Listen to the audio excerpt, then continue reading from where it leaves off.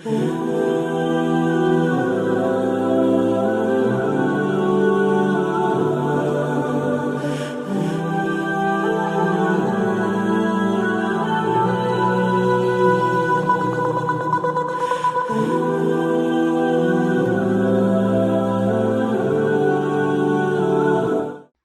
alaikum wa rahmatullahi wa barakatuh.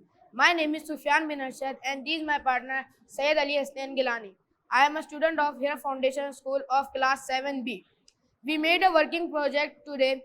When a vehicle passes this underpass, we paste this ultrasonic sensor. So it detect a vehicle and the servo motor pull the barrier. So no car will allow to run away from the base. And for this, army base was safe from dangerous incidents like bomb blasting and other various incidents.